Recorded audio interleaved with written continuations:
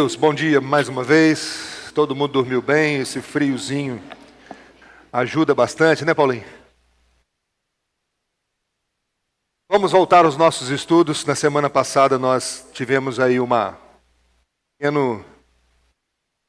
pausazinha para poder fechar a semana do lar. Tá bom. Hoje nós retornaremos à única história. O propósito desse estudo é te ajudar a ler a Bíblia na sua casa, mas também avançar na questão da escola dominical, que em breve, com a graça de Deus, nós teremos classes. E aqui já é uma ideia de uma capacitação para os professores. Tá bom? Ore por isso, peça a Deus para abençoar esse novo momento da nossa igreja.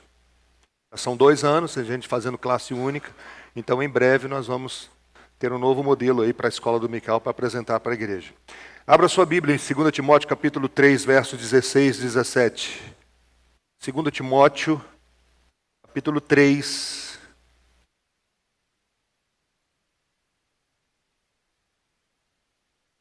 verso 16 e 17. Toda a Escritura é inspirada por Deus e útil para o ensino, para a repreensão, para a correção, para a educação na justiça, a fim de que o servo de Deus seja perfeito e perfeitamente habilitado para toda boa obra. Abre, Senhor, os nossos olhos, que o mesmo Espírito que inspirou possa nos iluminar nessa manhã, nos dando a graça da compreensão e poder para viver a luz do Evangelho. Poder para aplicar, poder que não somente transforma mente e coração, mas que possa sair pelas mãos de uma maneira muito prática no nosso viver diário. Nos ajude, em nome de Jesus. Amém. Deus falou, e falou de muitas maneiras. Nós vimos as teofanias, manifestações de Deus. Esse Deus que nós servimos, ele é invisível, real, mas ele se manifestou de várias maneiras.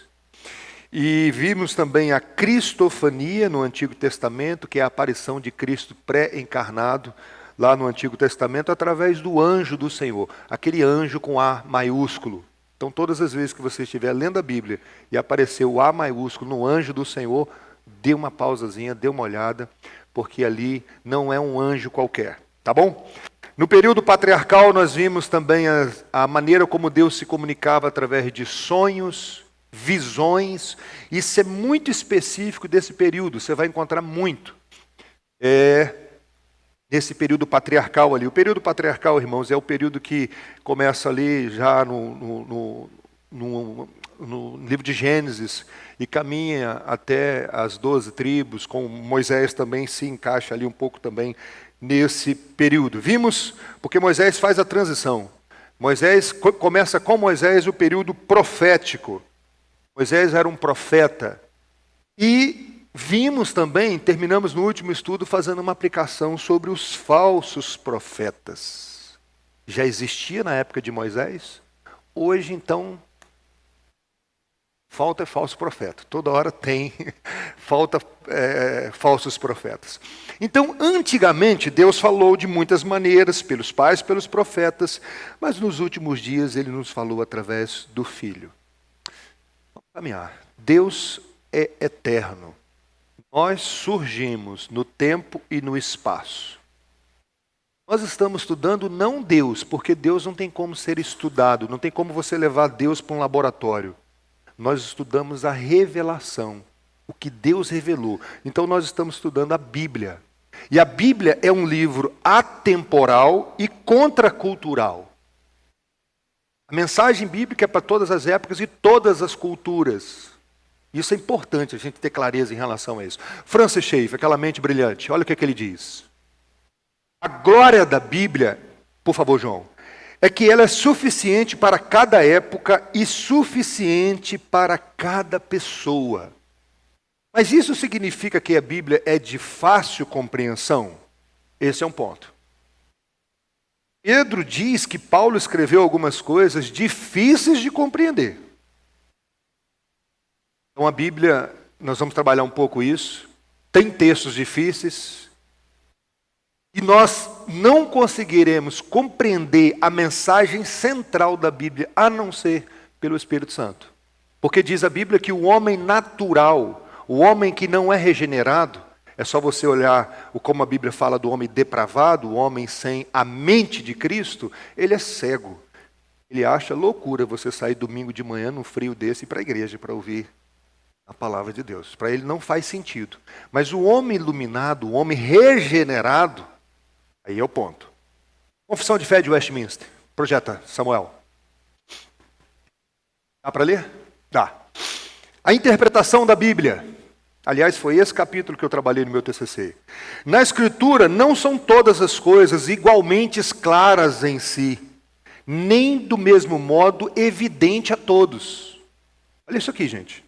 Contudo, há coisas que precisam ser obedecidas e cridas, observadas para a salvação, em um ou outro passo da Escritura são tão claramente expostas e explicadas que não só os doutos, mas ainda os indoutos, no devido uso dos meios ordinários, podem alcançar uma suficiente compreensão dela.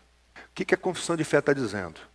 A Bíblia tem textos difíceis, mas o que você precisa para ser salvo e viver como salvo é claro na Bíblia. Não somente os doutos, mas os indoutos também conseguem compreender. Entenderam, gente, esse ponto? Aquilo que você precisa para ser salvo é claro na Bíblia. E para viver como salvo, também é muito claro. Graças a Deus por isso. A Reforma Protestante, ela introduziu um conceito que foi revolucionário na época. O livre exame das Escrituras. A Bíblia na mão do povo. Uma linguagem mais fácil, esse foi o grande desafio do nosso querido doutor Lutero. Lutero colocou a Bíblia na mão do povo. Quando eu fiquei internado pela terceira vez, o meu médico deixou, está gravando, né? Nem sei se eu poderia falar, mas bom, não tem problema não. Vamos lá. Eu li um livro, num período da minha vida, que foi muito especial. Olha o que o Sproul diz. Esse é um livro do Sproul. A Bíblia revela um Deus que ouve os gemidos de todo o seu povo, quer venham eles de um camponês ou de um filósofo, seja mais deficiente até o sofisticado especialista. Sua mensagem é suficientemente simples para ser compreendida pela mais simplória de suas criaturas decaídas. Que tipo de Deus revelaria seu amor e sua redenção em termos tão técnicos e conceitos tão profundos que apenas uma elite especialistas profissionais conseguiria dominar? Deus realmente fala em termos primitivos porque Ele está se dirigindo a primitivos. Ao mesmo tempo, há profundidade suficiente nas Escrituras para manter um especialista mais erudito e perspicaz seriamente envolvido em suas questões teológicas durante toda a vida. A Bíblia fala de maneira simples à pessoa mais simples, mas tem algo complexo que os doutores dizem, isso aqui eu não sei explicar. Um dia eu fiz uma pergunta para um doutor em teologia, eu imaginei, o cara tem doutorado, ele vai saber responder qualquer pergunta. E aí o doutor João Paulo falou assim comigo, isso aqui eu preciso estudar mais. E, gente, o senhor precisa estudar mais? Isso acalmou meu coração, que eu não tenho que ter resposta para tudo. Tem coisa que eu preciso estudar mais. Albart, que foi uma das mentes brilhantes do passado, ele estava dando aula para uns jovens, e jovens, sabe como é que funciona, né? Os jovens reformados. E aí perguntaram para ele, doutor, qual foi o conceito teológico que o senhor assim, ficou mais impressionado? O que o senhor aprendeu assim, que mexeu tanto com o senhor? E eles esperavam que ele fosse arrasar com o conceito, bem lá em cima. Ele falou assim, Jesus me ama e eu sei disso. Aí todo mundo riu, e ele ficou sério. Quando eles perceberam que ele ficou sério, ele falou, ele está falando a verdade. Jesus me ama e eu sei disso. Esse é o conceito teológico mais profundo. Porque, gente, somente uma mente iluminada pelo Espírito Santo sabe que Jesus o ama. O Espírito testifica com o nosso espírito que somos filhos. Isso só é possível pela ação do Espírito Santo. Legal, né? Só por isso. Vamos caminhar um pouquinho mais? A Bíblia, então, tem textos difíceis, mas aquilo que eu preciso compreender para ser salvo é fácil. Mas eu preciso orar, concorda? Que a gente precisa pedir a iluminação do Espírito Santo. E então vamos aprender com Davi. Olha como Davi orava. Coloca para mim. Desvenda os meus olhos para que eu contemple as maravilhas da tua lei. Essa oração deve acontecer na sua casa, lendo a Bíblia, na hora da pregação do culto, no estudo bíblico, dando aula para as crianças. Desvenda os meus olhos. Abre os meus olhos, Senhor, para compreender. Porque lembra daqueles discípulos do caminho de Emaús? Que Jesus foi caminhando com eles e diz o texto, os seus olhos estavam como impedidos de compreender. Então é preciso que Deus abra os nossos olhos. Mas vou dar um passo a mais, gente. Deus nos deu pastores mestres para nos ajudar a compreender. Esse negócio de desigrejado, irmãos, que eu quero andar sozinho, porque eu tenho a Bíblia e tenho o Espírito Santo, isso não tem base na Bíblia. Não é dependente do pastor, mas Deus deu pastores, mestres, pessoas para te instruir como presente de Deus para a sua vida. Olha o que o texto diz. Efésios capítulo 4, versos 7 a 16. E a graça foi concedida a cada um de nós, segundo a medida do dom de Cristo. Por isso, diz, quando ele subiu às alturas, levou cativo o cativeiro e concedeu, o que ele concedeu? Dons aos homens. Ora, o que quer dizer ele subiu, senão também que havia descido até as regiões inferiores da terra? Aquele que desceu é também o mesmo que subiu acima de todos os céus, para encher todas as coisas. E ele mesmo concedeu uns para apóstolos, outros para profetas, outros para evangelistas e outros para pastores e mestres. Qual a intenção? Qual é o propósito? Com vistas ao aperfeiçoamento dos santos, para o desempenho do seu serviço, para a edificação do corpo de Cristo, até que todos cheguemos à unidade da fé e do pleno conhecimento do Filho de Deus, ao estado de pessoa madura, à medida da estatura da plenitude de Cristo. Para quê, gente? Para que não sejamos como crianças, arrastados pelas ondas e levados de um lado para o outro, por qualquer vento doutrinário, vento de doutrina, pela artimanha dos homens, pela astúcia com que induzem ao erro, mas seguindo a verdade em amor. Cresçamos em tudo naquele que é o cabeça, de quem todo o corpo, bem ajustado, consolidado pelo auxílio das juntas, de todas as juntas, segundo a justa cooperação de cada parte, efetua o seu próprio crescimento para a edificação de si mesmo em amor. Deus nos deu professores de escola dominical, pastores. Deus deu um dom especial chamado dom de ensino. E o pastor, ele precisa ter esse dom. Claro, ele não tem que ser o Tim Keller ou o Sproul, mas ele precisa ter o dom de ensinar. Isso é responsabilidade primária do pastor. Se afadigar na palavra, para trazer o alimento para o povo de Deus. Pensando então aqui na nossa EBD, aquilo que a gente pretende, não é só o pastor que tem o dom de ensino. Pessoas na igreja têm dom de ensino, discípulos têm dom de ensino e devem ser usados. Talvez, irmãos, uma pessoa tem dom de ensino, mas tem dificuldade de falar em público, como às vezes ali no púlpito. Mas numa sala de aula para poucas pessoas, ele consegue desenvolver muito bem. Então, o dom de ensino, ele é para edificação do povo de Deus. E aqui tem um ponto importante. Não significa que você é um professor na área, eu não gosto muito dessa área secular, mas se você é um professor que necessariamente você tem o dom de ensino. A gente confunde essas coisas. Nem todo professor de português tem um dom espiritual de ensino. Porque o dom de ensino é para edificação do corpo de Cristo. A pessoa às vezes tem facilidade de falar em público. Não significa que ele tem um dom de ensino. E aqui eu faço uma distinção entre dom espiritual e talento. Existe o talento natural. E aí você não pode confundir as coisas. Talento não é um dom espiritual. O Ronaldinho Gaúcho tem um talento para jogar futebol, mas isso é um dom espiritual? Não é. Pegaram a ideia?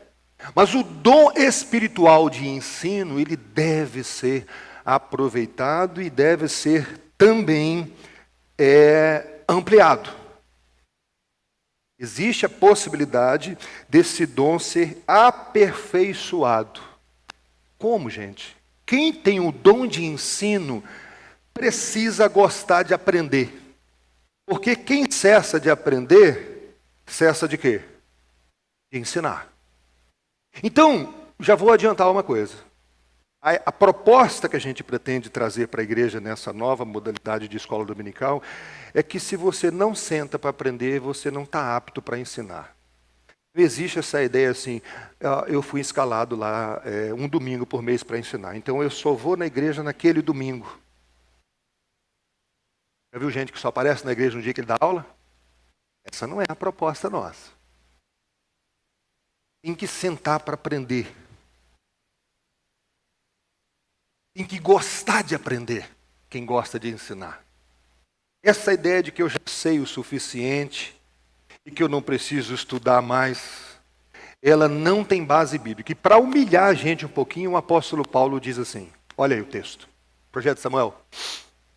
Quando você vier, traga a capa que deixei em Troade, na casa de Carpo. Traga também os livros, especialmente os pergaminhos. Gente, esse homem era apóstolo. Para piorar a situação, ele está nos seus últimos minutos de vida. Os últimos minutos de vida. Ele sabe que vai morrer. Mas ele quer aprender, ele quer ler, ele quer estudar. E Paulo, você vai estudar para quê? Então a pessoa que não tem gosto para aprender, essa ideia de que, e aqui eu vou pegar pesado porque eu li uma frase o seguinte, o sujeito que quer só ensinar e não quer aprender, é projeção. Ele quer, a expressão do teólogo é, ele quer atuar.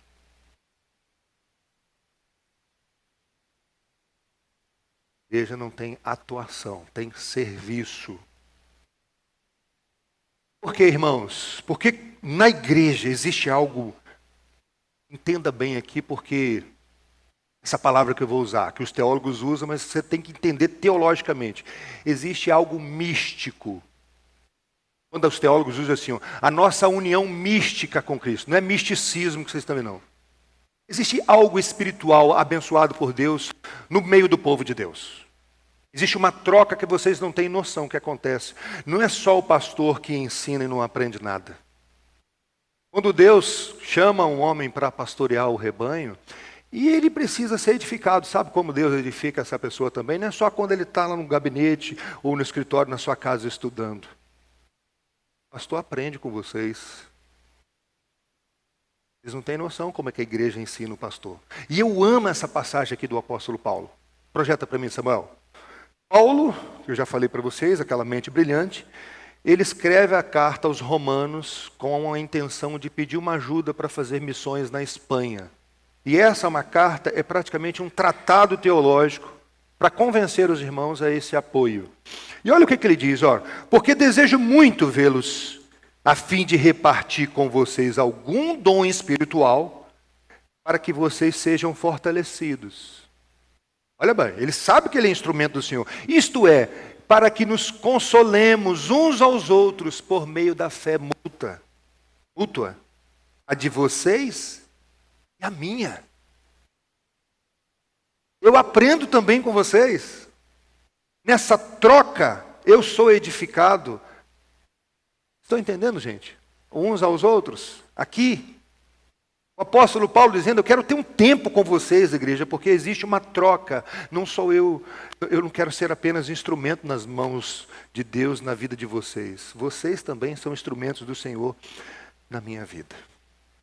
Então sempre existe uma troca, uma conversa, uma participação no estudo, sempre tem, gente. Sempre tem. Então por isso a importância, diz Gaminho. Ensino. Opa, vou anotar depois. Me manda isso aí para poder anotar aqui. Ensino aprendente. Não é só quando você está estudando lá que você aprende, né? Mas existe essa ideia da troca.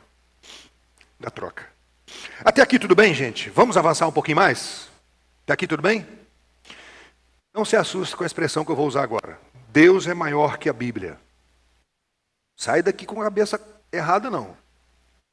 Deus é maior que a Bíblia. O que eu quero dizer com isso?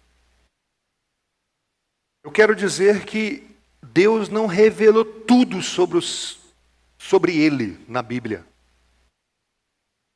Estão entendendo? Tem muito mais de Deus para conhecer e nós não conheceremos. Já vou avisar você de uma vez, para você não ficar com expectativa. No novo céu, nova terra, eu vou conhecer Deus plenamente. Não, nós teremos um conhecimento muito mais amplo. Se a gente conseguisse conhecer Deus exaustivamente, nós seríamos divinos. Sempre conheceremos mais do Senhor. Mas Deus revelou o que era preciso. A pergunta que todo mundo sempre faz, né? O que Deus estava fazendo antes de criar o mundo? Né? O que estava fazendo? Como é que Deus surgiu? Deus não revelou isso. A Bíblia se resume em dizer que Deus é eterno. Mas que tempo é esse eterno? A gente lida com o tempo. Então tem coisas que é aquilo que o meu professor escreveu no livro dele. Inteligência humilhada. Por mais que Deus deu inteligência para os seus filhos, e nós somos inteligentes mesmo, porque fomos criados à imagem e semelhança de Deus, com capacidade de criar coisas, ela tem limite. A gente tem que se ajoelhar diante desse Deus. Como Paulo se ajoelhou em Romanos 11. Ó profundidade da riqueza, com quem o senhor aconselhou? O senhor leu que livro, Deus? Faltou Paulo dizer assim. O senhor aprendeu com quem? Quem foi o seu conselheiro? E sabe o que Paulo fez? Ele adora, porque dele, por meio dele, são todas as coisas. Essa é a atitude humilde, reconhecendo a nossa limitação e a grandeza de Deus. Vamos lá. Hermes Teimaia, projeta para mim. O que conhecemos por meio da palavra é a verdade. Não toda a verdade, mas parte da verdade quem está em harmonia com o todo. Por analogia, podemos dizer que pelo fato de a água do mar ser colocada no recipiente, ela não deixa de ser o mar. Entretanto, o perigo está em dizer que ali, dentro do recipiente, está todo o mar. Amei essa ilustração. Você pega um copo de água do mar, você tem água do mar. O mar não está todo ali. Então Deus deu uns copos para a gente. O conhecimento. Mas nós não temos o conhecimento do todo desse Deus. Então não teremos um conhecimento exaustivo, mas o conhecimento que nós vamos receber no novo céu, na nova terra, será tremendamente ampliado. Aliás, irmãos, Jesus Cristo disse na oração sacerdotal que a essência da vida eterna não é ficar pulando de nuvem em nuvem, não é ficar passeando na mansão celestial. Não é comer alface com gosto de picanha. É conhecer a Deus e a Jesus Cristo. E a vida eterna é esta. E conheçam a Ti, o único Deus, e a Jesus. O que nós vamos fazer no novo céu e nova terra? Conhecer mais de Deus. Deus vai ampliar o nosso entendimento e nós vamos conhecer, e você sabe muito bem que a palavra conhecer na Bíblia, ela tem a ideia de intimidade. A antiga versão, quando diz que Adão conheceu Eva, e isso gerou um filho, entenderam? Eles tiveram o quê? Intimidade. Então a palavra conhecer na Bíblia tem essa profundidade, não de ir pegar um livro assim e adquirir aquele conhecimento ali, mas é algo profundo. Então a Bíblia não revela tudo sobre Deus. Por melhor que alguém possa ter uma percepção espiritual fora da curva, existe sempre uma nuvenzinha de ignorância. Sempre. Sempre tem lacunas. E nós precisamos humildemente dizer: que eu não sei. Projeta. Deus é maior do que a Bíblia, pois a Bíblia não esgota tudo o que Deus é. Contudo, a Escritura contém tudo o que Deus quis revelar para a nossa salvação, fé e vida. Portanto, embora Deus seja infinitamente maior do que sua revelação escrita, presta atenção com isso aqui, gente, olha. Não podemos ter um conhecimento redentivo além daquilo que Ele mesmo revelou na sua palavra. Que é importantíssimo. O conhecimento redentivo você só encontra na Bíblia. Você sabe que Deus tem 2 livros. O livro da criação, os céus proclamam a glória de Deus. Os céus, a criação diz que existe um Criador, mas a criação não diz que Jesus Cristo morreu na cruz pelos nossos pecados. O pôr do sol, ele diz, existe um Criador soberano que sustenta essa bola de fogo aí. Mas não diz que Cristo ressuscitou ao 3º dia. Veja a flor, fica paradinha assim, uma coisa mais linda, gente. Ele dá até uma rezinha, né? É incrível isso, né? Ele não diz que você precisa se arrepender e crer em Jesus Cristo. Você só vai encontrar esse conhecimento na Escritura. É por isso que a gente não adora no culto público apenas o Deus Criador. Certo?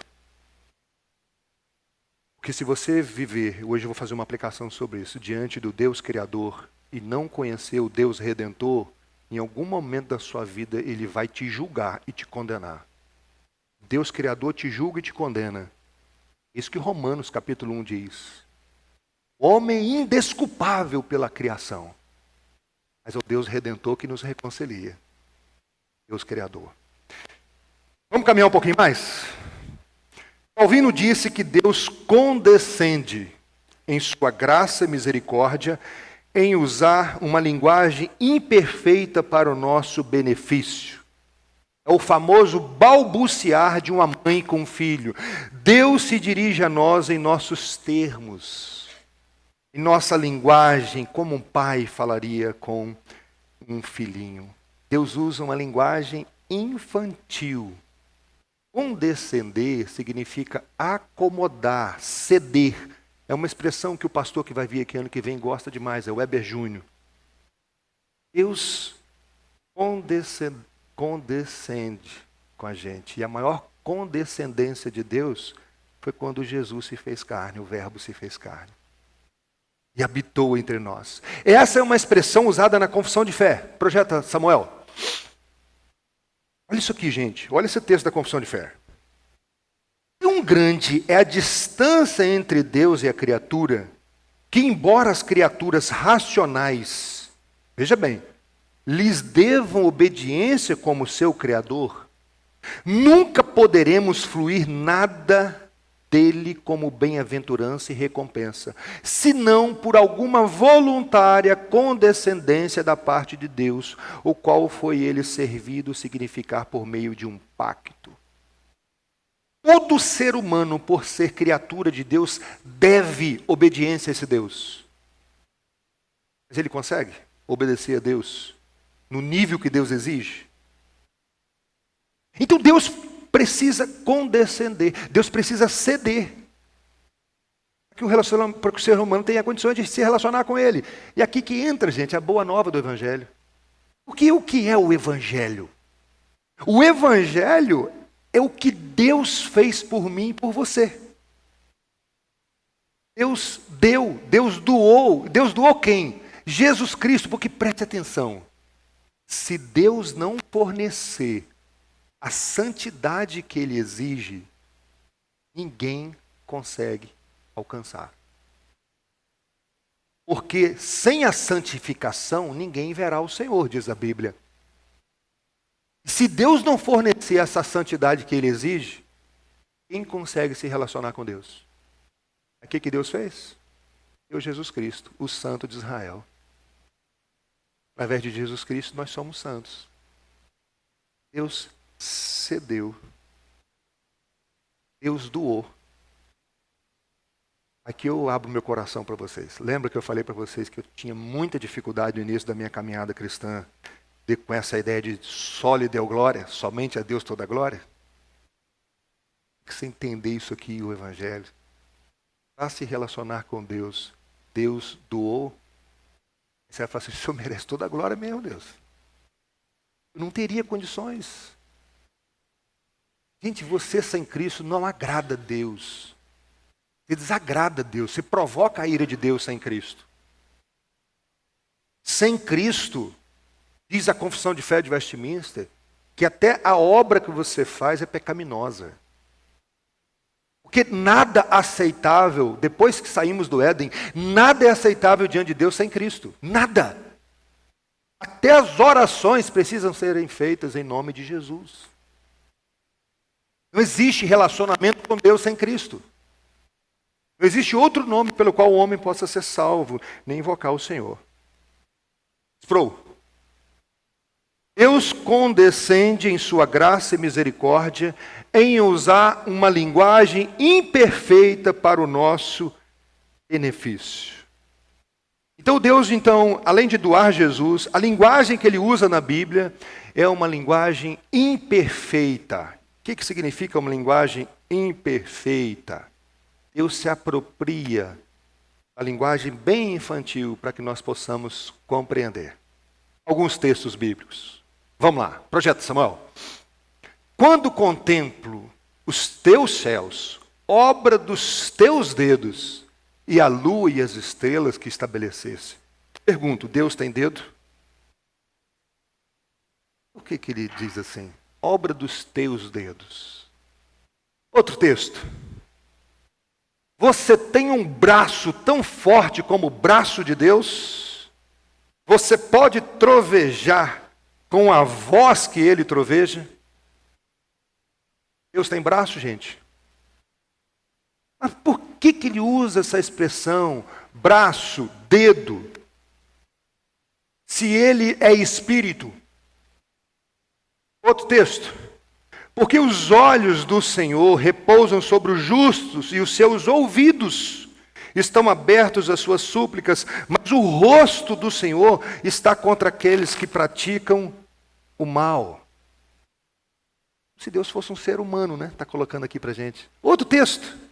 Tu me cercas por todos os lados e pões a tua mão sobre mim. Deus tem mão, gente. Exato, Carlinhos. Deus pegou um quadro, vou desenhar para vocês como que é o meu agir. Oh, o meu dedo fez isso, a minha mão fez isso, e os meus olhos estão vendo vocês o tempo inteiro. Sabe o que chama isso na teologia? Antropomorfismo. Deus atribuindo formas humanas para que nós possamos compreender. Senão a gente não compreende. Se Deus falar da maneira que Ele criou todas as coisas mesmo, Ele fala, meu, nem sei o que é isso. Então Ele fala assim, a minha mão fez isso, os meus olhos estão olhando para você o tempo inteiro. E é Deus desenhando mesmo. Tá certo? Vamos para o outro lado agora, rapidinho. Caminha aí, Samuel. Então o Senhor ficou triste por haver feito o ser humano na terra, e isso lhe pesou o coração. Esse texto eu vou pregar hoje à noite. A ara, quem tem ara aí? Quem está com a ara aí? O que está escrito? Gênesis 6:6.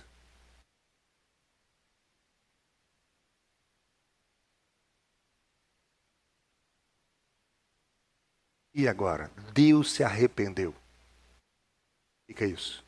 No livro de Jonas também diz que Deus se arrependeu, ou Deus se arrependeria. Mas olha esse texto aqui, ó. Projeta, Samuel. Números 23 e 19. Deus não é homem para que minta, nem filho do homem para que mude de ideia. E a palavra lá, na área, está escrito, não se arrependa. Será que tendo prometido não fará? Ou tendo falado não cumprirá?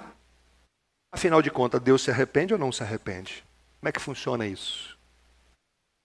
Você vai encontrar esses textos. E aí você, pai, quando você estiver lendo a Bíblia com seu filho, você pode ter certeza que de algum momento que eles barrar nesse filho, que Deus se arrependeu. Ah, pai, então Deus muda de ideia, né, mãe? Como é que fica isso? Ou se você estiver dando aula na escola dominical, a pessoa vai te perguntar, e aí Deus se arrepende mesmo? Acomodação. Antropopatismo. Sentimentos humanos em Deus para que nós possamos compreender. Então, Deus apropriando de uma linguagem infantil, desenhando no quadro. Gente, eu vou mostrar para vocês, próximo daquilo que eu senti, a palavra arrependimento, quando o homem fez aquela bagunçada toda. Você que é professor de escola dominical, você que tem filho, você que estuda a Bíblia na sua casa, a ideia é te ajudar, para não causar bagunça na sua cabeça. Deus usando uma linguagem bem infantil para a gente entender. Agora vamos avançar um pouco mais. Projeto Samuel. Como é preciosa, ó Deus, a tua misericórdia. Por isso os filhos dos homens se acolhem à sombra das tuas asas. Deus tem asas? Significa asa. Hã? Outro texto. Ele cobrirá com suas penas, e sobre suas asas você estará seguro, e a sua verdade é proteção e escudo. Jesus é a ovelha muda. Jesus era uma ovelha? Ele é o Cordeiro de Deus que tira o pecado do mundo. Por que Deus se apropria dessa linguagem? Isso chama zoomorfismo. É quando atribui Deus formas de animais. Para que a gente possa compreender. Ele é forte como o cavalo. Olha para a força do cavalo. Nós possamos compreender. É por isso que a figura de Jesus em Apocalipse é assustadora. Ele tem 7 olhos. Não é, gente, que nós vamos encontrar um Jesus com 7 olhos assim lá no novo céu, nova terra, não. O texto simplesmente está dizendo que ele tem a visão completa, porque 7 é o número completo. Ele vê tudo, é só isso. Entenderam a diferença? Então, quando você for ler a Bíblia, quando você estiver dando aula, são essas coisas que às vezes causam tanta confusão na cabeça das pessoas. Deus se apropria dessa linguagem para que nós possamos compreender. Deus usa recursos poéticos para nos ajudar. Possamos entender, possamos nos relacionar com Ele. Significa, irmãos, que Deus não é um computador programado. Quando a Bíblia fala dos sentimentos de Deus.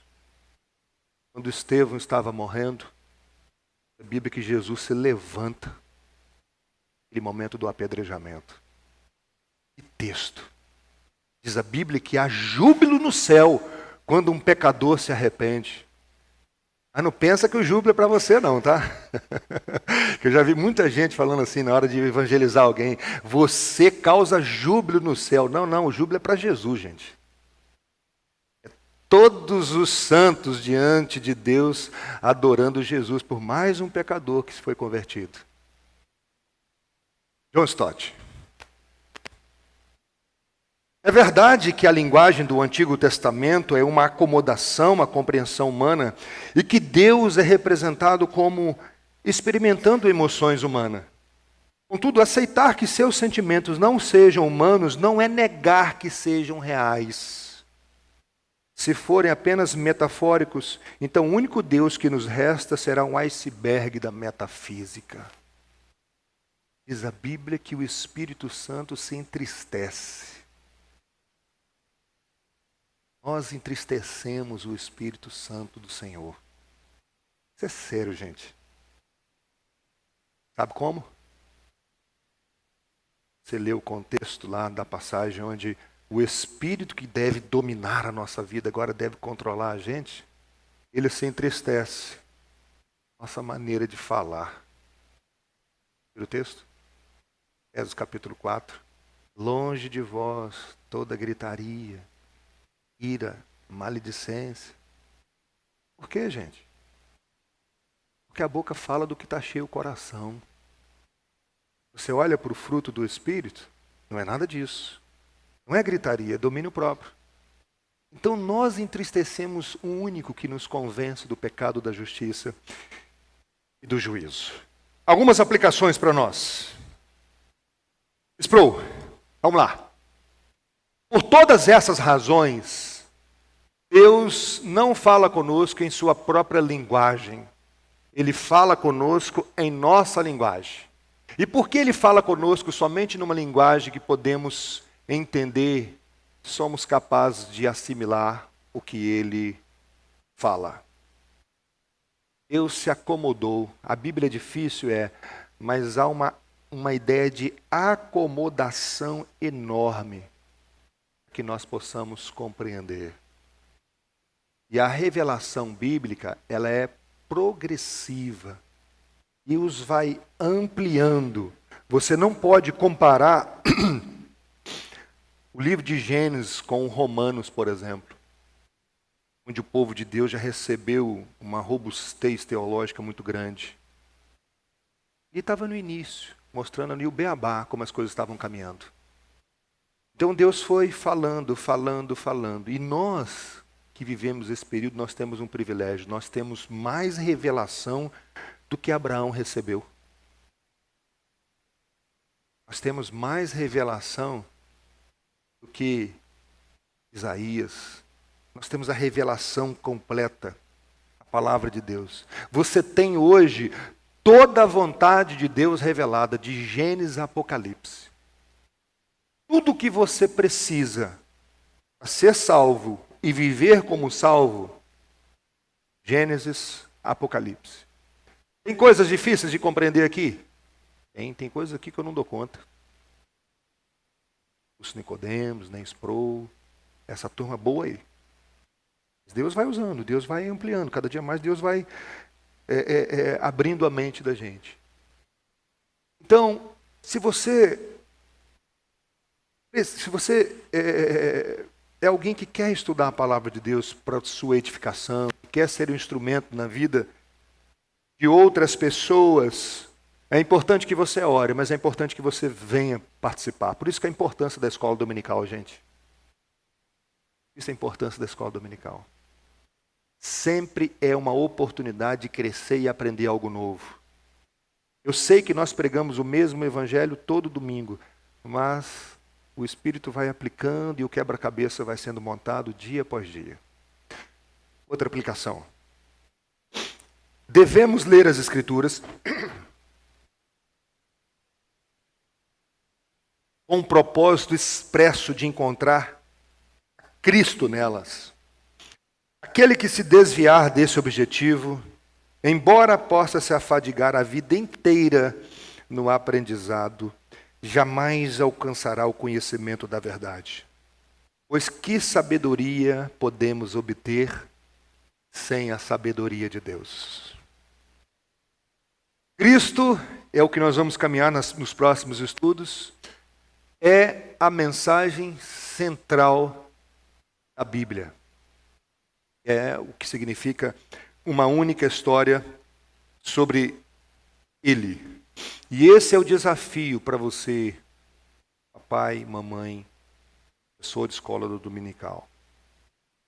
É entender a mensagem central e aplicar na vida dos seus filhos, aplicar na vida dos alunos. Tim Keller diz assim, nem tudo o que a Bíblia ensina pode ser considerado evangelho. Olha isso aqui.